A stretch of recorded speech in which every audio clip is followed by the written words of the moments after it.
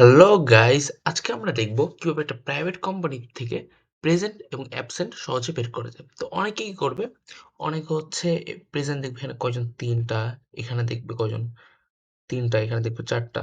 So এইভাবে করতে গেলে আমাদের অনেক সময় লেগে যাবে, অনেক টাইম লেগে যাবে। এভাবে করতে গেলে অনেক সময় লাগবে, সাধারণত অফিসের কাজ এসব করা যায় না।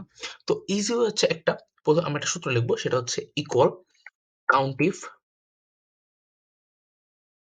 লেখার পরে এবার একটা ব্র্যাকেট দিব। ব্র্যাকেট দেওয়ার পরে এই পুরো রেঞ্জটা সিলেক্ট করব।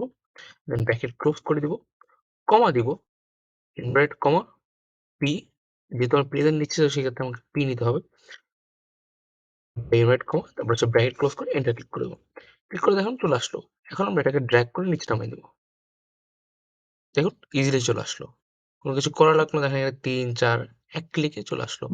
যদি ভিডিওটি ভালো লেগে থাকে অবশ্যই লাইক করবেন এবং আমার চ্যানেলটি সাবস্ক্রাইব করবেন। Thanks for watching.